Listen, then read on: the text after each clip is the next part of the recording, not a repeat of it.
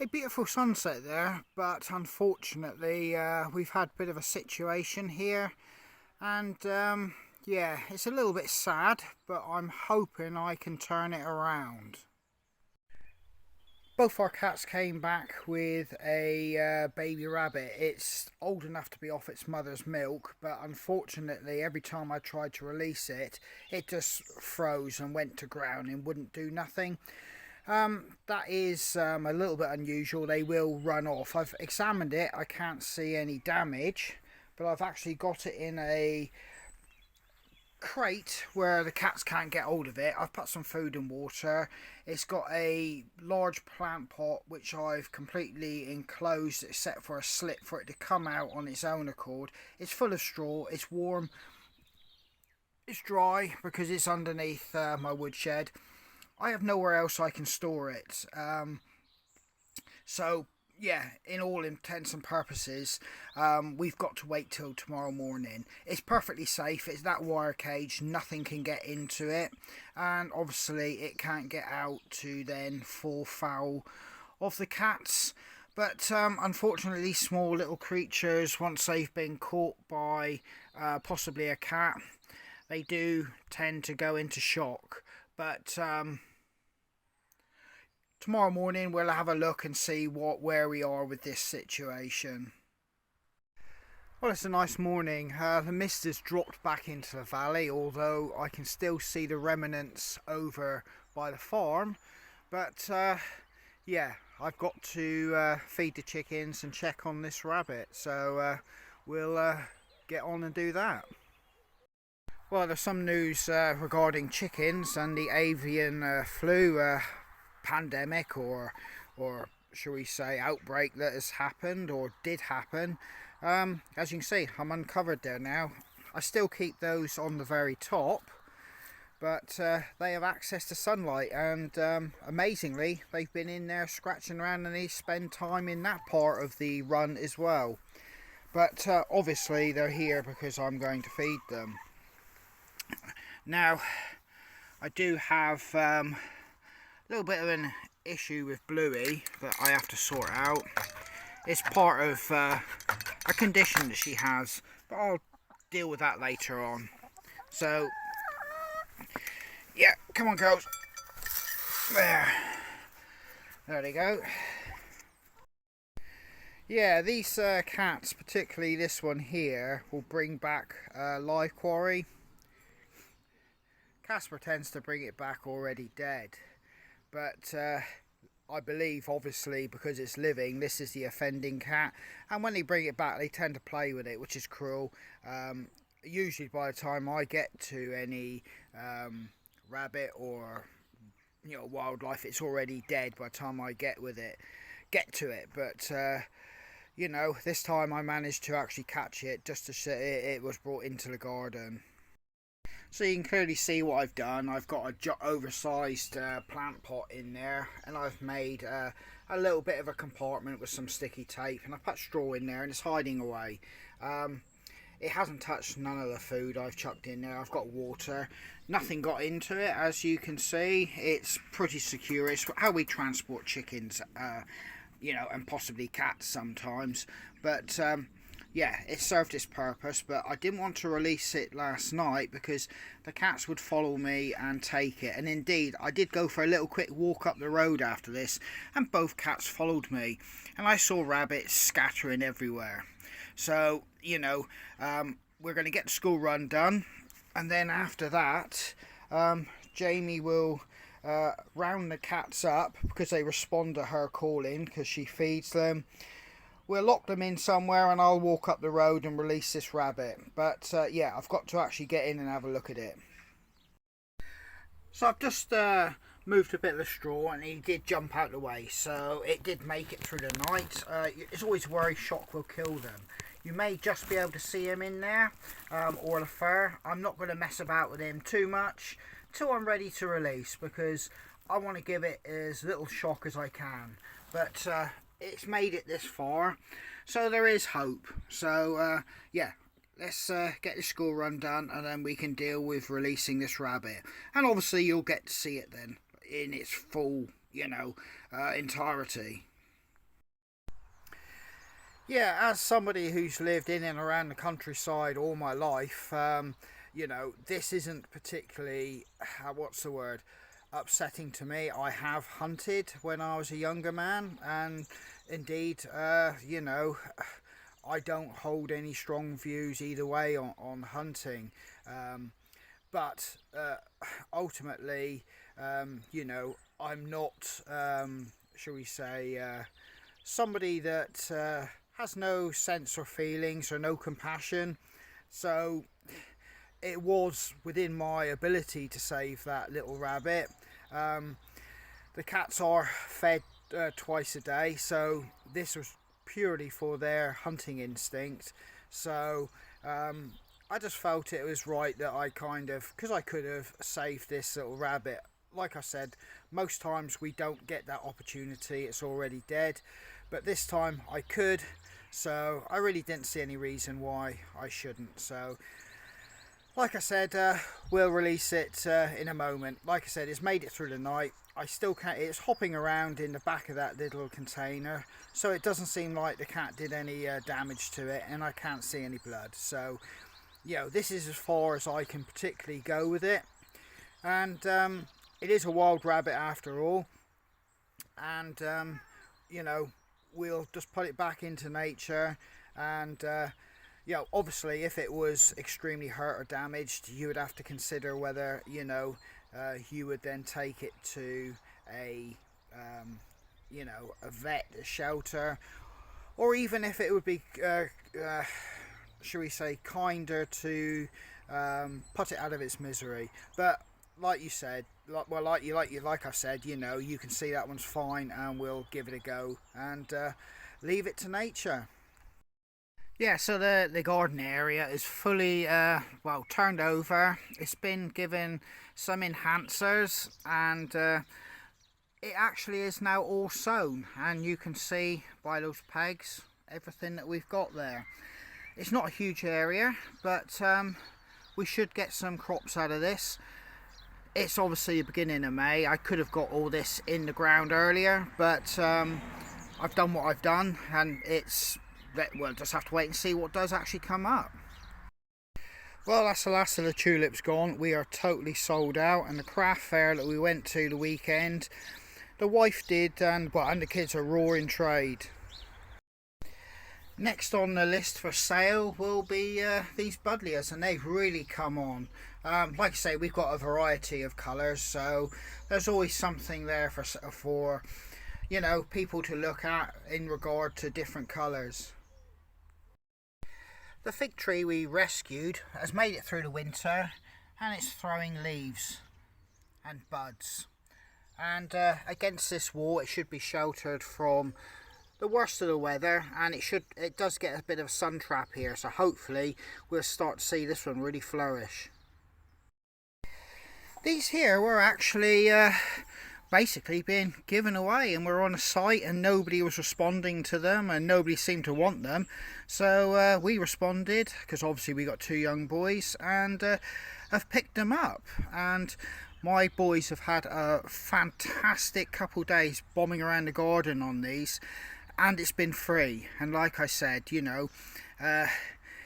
if you can use those free sites and utilise them, I strongly suggest in this time, or these times when things are a bit hard, do so. They could possibly just help you out of a sticky moment, or just help you gain some stuff that might be of use to you.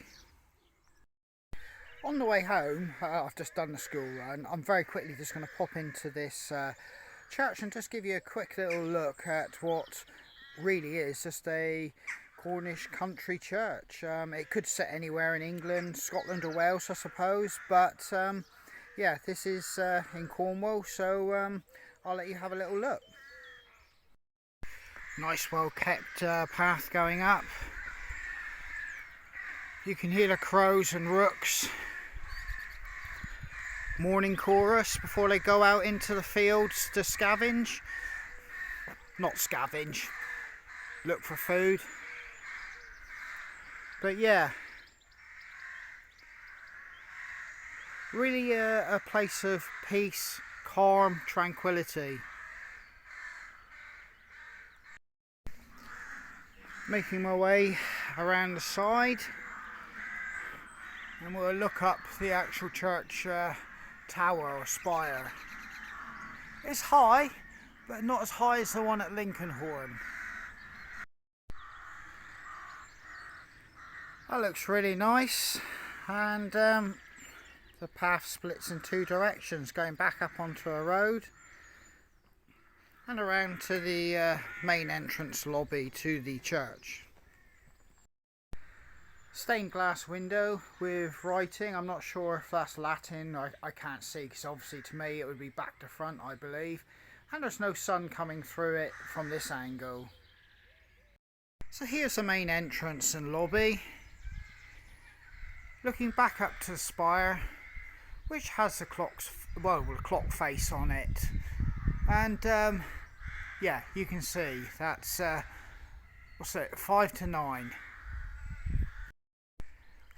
This is the main part of the building where the congregation would sit in there, and this leads out to the road where you've got the main entrance the parishioners would come in through to have their services. There is just something really peaceful and calming really about these places, particularly in spring. The trees are out. It's thought-provoking, and it does give you a kind of, if you want to use the word, spiritual uplift.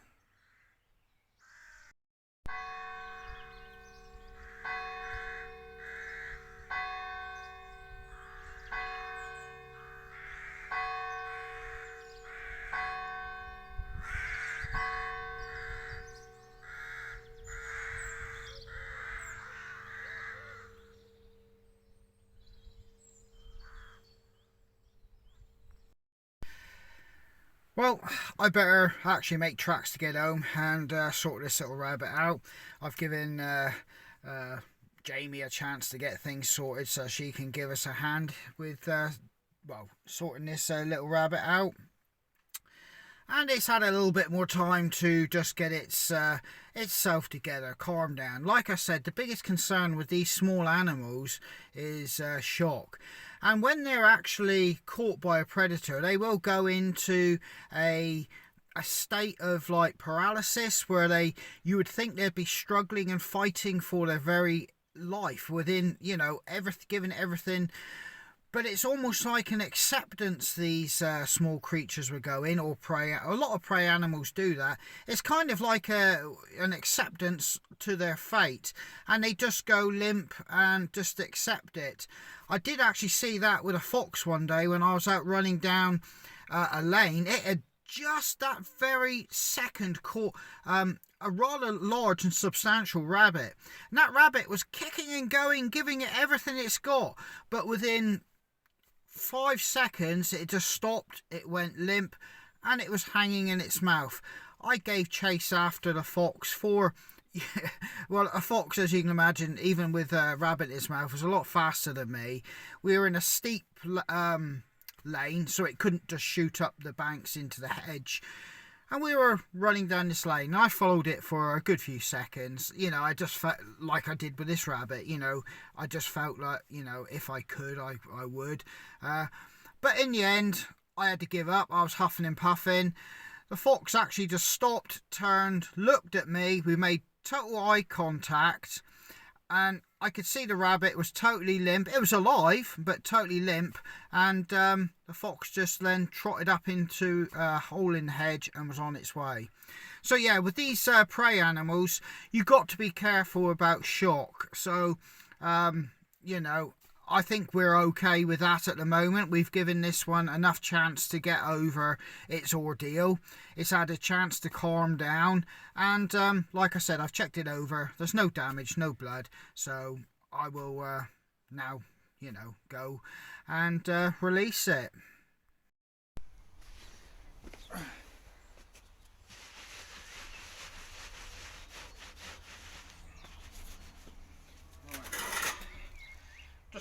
my gloves covered in soil so I don't contaminate the rabbits. It doesn't smell of myself.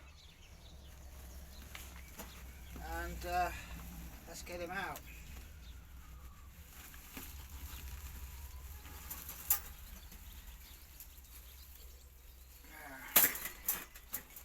There.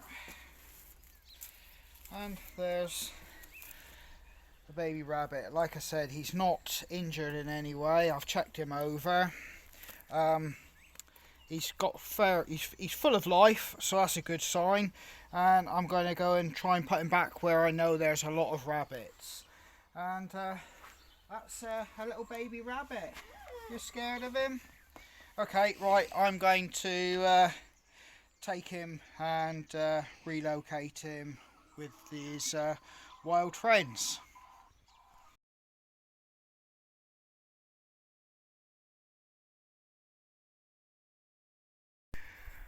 Right, I'm walking into the field behind my house, or paddock, and I'm going to go up the hedge line. The reason I'm releasing it here is it's quite simply an educated guess where they may have taken it from. Obviously the cats are locked in, so it can't follow me.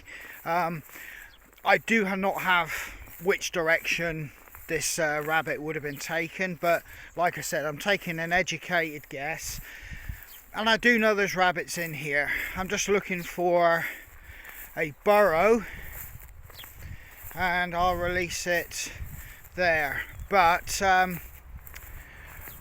like I said, you know what I mean, I've covered my gloves so I don't have no scent, my own scent on it. It's just got a scent of mud. So even if this isn't its burrow, it stands a chance of making a home here. There are lots of rabbit tracks in and out, but I actually want to pop it into a hole. That's the problem. I don't want to leave it in the hedge line completely open to like stoats, weasels and birds of prey if it starts making its way into the open. I can't actually gain access to a hole. I've just come to the next field up because I do know there's rabbit holes here, because there's rabbits that are always running around the road. And as you can see, there's a fresh hole there, and I'm just going to put him in there now and let him do his thing, and off he should go. He's just sitting there in the entrance and he's hopping our way down through. And that's all we can really do for him now. We've basically given him his best shot at life again. Yeah, so just to recap, basically, like you say, the cat brought it in. We've kind of like rescued it from the cat, because within a few seconds that rabbit would have been dead. And on top of that, made sure it was okay, it was fine. There was no injuries. Gave it a chance because it was getting dark. We couldn't round the cats up. That's the major thing, to make sure the cats do not follow me, which in other videos you see when I'm out and about here in the village, or even going out the village, they will actually follow me. So yeah, we had to wait till this morning. We got everything we needed to do out the way so we could spend the time doing this. And yeah, I got my gloves covered in soil to help transmit as less an alien smell to that rabbit when we were releasing it. Obviously I went round that first paddock. I couldn't gain access to a hole to put it in. I just didn't want to flop it down, because obviously you know, it may not have selected a hole and bolted off straight into the jaws of a waiting predator, or harm it itself after we've gone to this trouble. So yeah, in that paddock, like I said, we moved up to the next one where I was able to find a fully exposed hole. I do know there's rabbits there. They're running around the road when we do the school run. You know, that it's really you know, populated. There was no chance I would know where this rabbit came from. So yet again, you know, there's every chance it may be expelled by the rabbits living there, and it'll have to make its way to a different hole, but it has every chance of successfully reintegrating with that rabbit population. It's old enough. It's old enough. It wouldn't be on its mother's milk or care, but it's still a young rabbit. So, but like I said, you know, all thoughts and feelings aside, we've given it its best chance. It was going to be just basically a cat's plaything.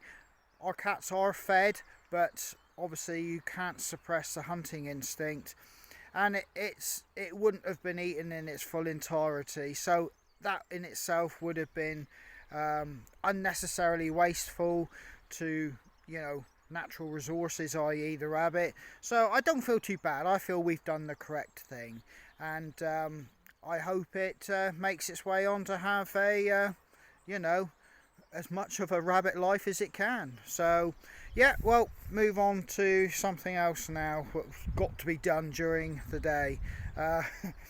Things never stop. Right, I've had a cup of tea and a cake, as you do.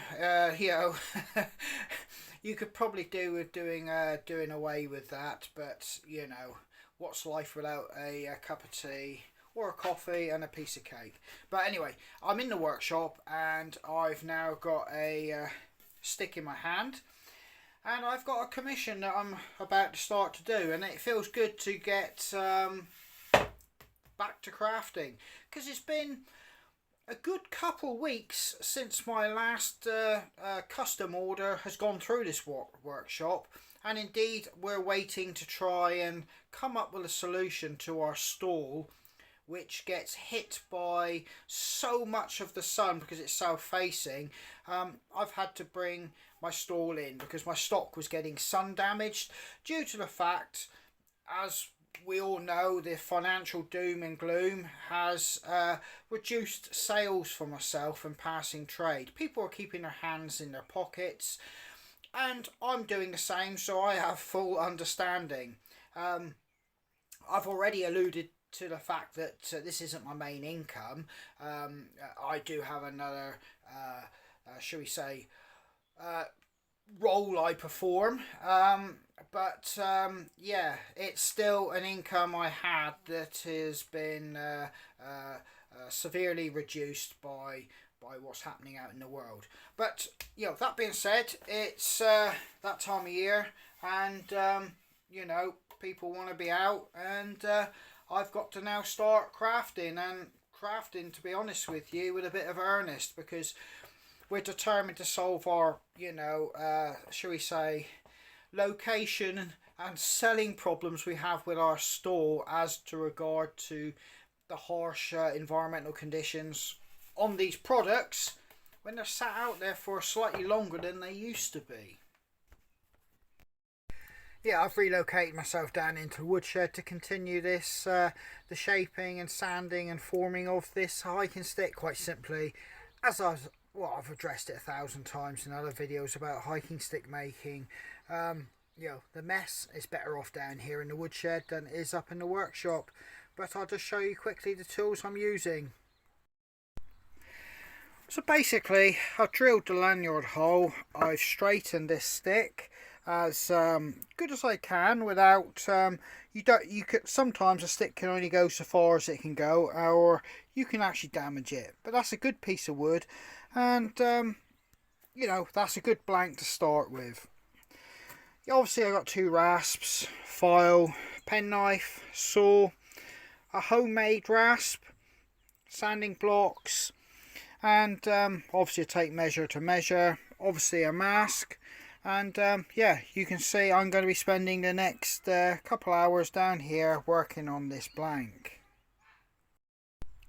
So you can clearly see the mess I've got here, and that is precisely the reason I get relegated to the woodshed when I'm doing this type of shaping. As you can see, this piece of hazel is absolutely beautiful. It's in its raw form as I've just basically shaped the blank. You can see it's going to have a peaked handle, and you can see I've just stripped the bark, and I'm actually in the process of working the wood now, and I'm taking off the worst of the knots. But even at this stage, you can see the colours coming through on this piece of wood.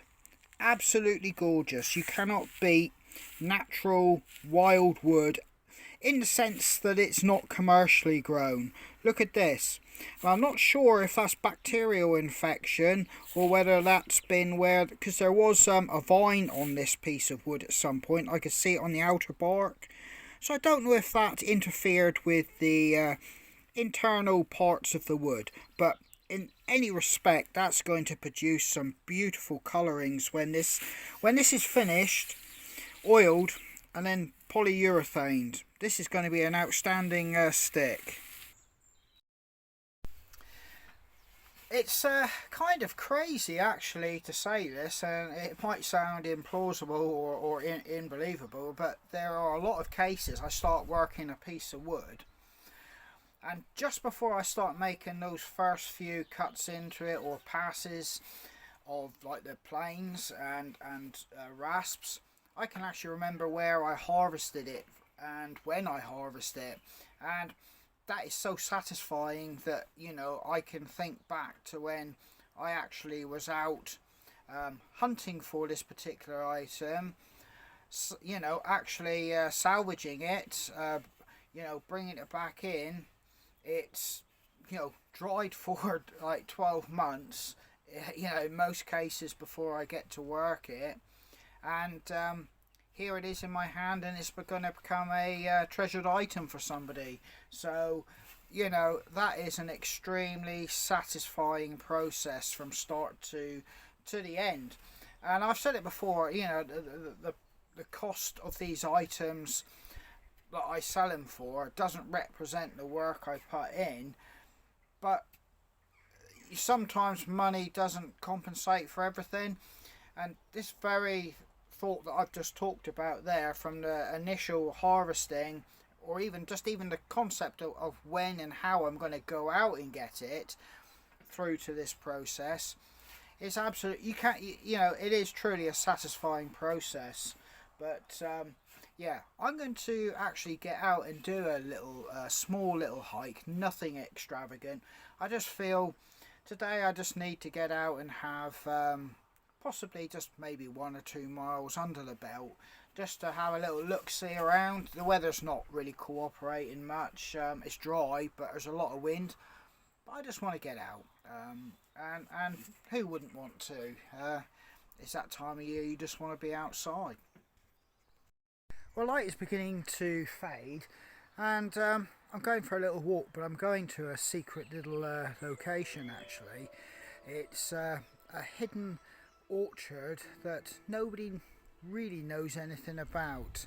I know 1 or 2 people know about it, but nobody goes to collect apples there. And I'm just going to go and see how much blossom is on the trees and what sort of crop I could expect from it this year.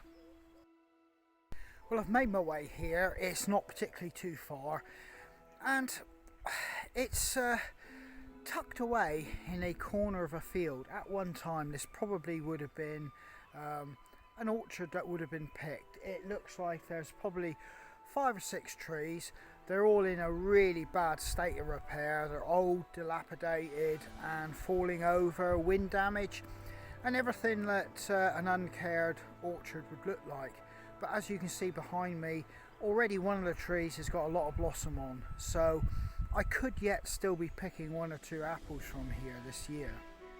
As you can see, there's a lot of blossom on this particular tree I'm in front of, and I can be reasonably assured there's going to be enough apples for me to take a very small quantity without there being any notice. And to be honest with you, I always take the ones that are on the ground. The actual windfall, I only ever see, and I'm only ever here with squirrels and wildlife sharing in this bounty.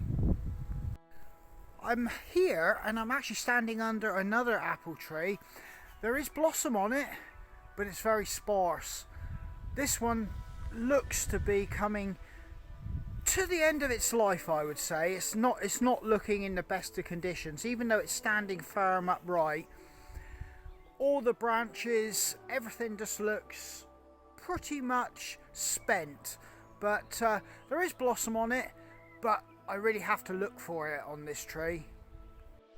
This tree, facing directly away from the others, does have a lot of blossom, and I would suspect that's because it's able to get more light where the other trees are blocking it out. So it's mixed feelings about this this orchard this year. I think there will be a quantity of apples, but not like some of the previous years. This may look a dead, rotted out, and indeed, if you look at that, you would be forgiven to think that this is totally rotted out, dead and gone. But if you look up here, you can see, or possibly just begin to make out, a few bits of blossom. What life is left in that old stump that's bent, broken and rotted, it's still trying to produce apples. The circle of life. Totally amazing. I'm bringing you back down to that trunk. This very small apple tree, and you'd be forgiven to think it was just an old tired bush, is actually an apple tree, and it does have some blossom on it. You might just be able to see it, but it's really struggling, and I think it's being overpowered by that oak tree above it. But it's still trying to produce some apples. Hopefully it will produce some this year. At one time these apple trees would have been lovingly tended and the apples picked and appreciated by the people that used to pick them. Sadly it's no longer the case, and these trees and this orchard has been left to go back to a state of well, semi-rural, semi-natural condition, with the native trees beginning to overtake them. The few people that do know about this place are now way too old to even come here, and indeed it's fast becoming lost to living memory. I am about the last person who has the ability to come here to collect these apples, and like I said, I share this with mostly the wildlife. It's not my orchard, it's not my ground, and I don't take everything there is to take. I take mostly windfall. But still, it is an honour and a privilege to know about this little place, and it's like my kind of little secret garden, is what I've said, and I treasure it. So I hope I get to continue coming back here for these apples. Well, I'm going to draw this video to a close. It's been relatively busy today, even though I haven't had to go to work today. So it's just a very quick snapshot of how things pan out for me. And it's been a privilege to show you that little secret apple grove. I hope Lady Luck is on our side, that we do get a lot of apples, and I hope I'm privileged enough to come back here and harvest a few. So till then, I'm going to sign out, and this is Andy from Folklore Hiking Sticks.